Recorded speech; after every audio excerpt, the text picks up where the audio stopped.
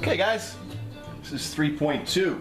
It's called Proof and Perpendicular Lines. Okay? Now there's not a whole lot of information in this section, and they start to do proofs and stuff, and I don't do proofs in this section, so I start them in the next section. So this is going to be a pretty quick little section. There's just a few theorems that we have to go by. I don't think they're theorems that you need to memorize, but I think they're theorems that you have to understand and understand how they work. So the first one says, and I'm not going to put numbers here. In the book it says Theorem 3.1. I don't want you to learn it as Theorem 3.1. What does that mean? That means nothing. In the grand scheme of things, you use a different geometry book, it's going to have a different name.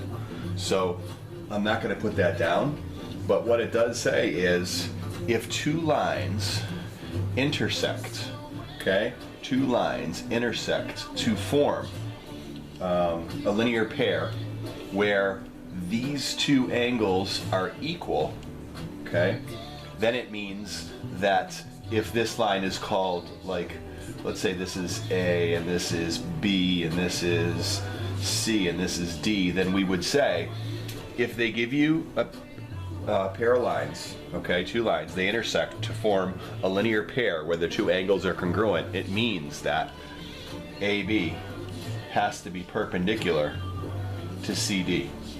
And I'll just extend that so we can make it a line, okay? Because if they're equal, we know it's a straight line's 180, so that means that the lines would have to be perpendicular, okay? So the next one says, if two lines or two sides of two adjacent acute angles are perpendicular, then the angles are complementary.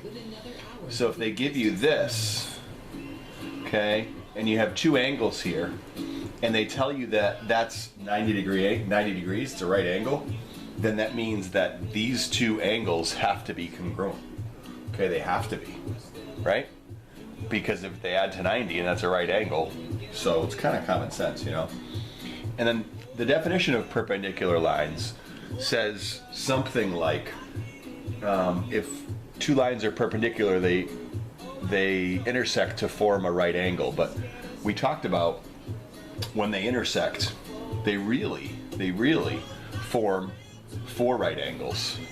Okay, so if two lines intersect, okay, and these two lines are perpendicular, so if they tell me that X, Y is perpendicular to EF, okay, XY is perpendicular to EF, then that would mean that we get four right angles, okay? That's what that means. That's what that's all about, okay?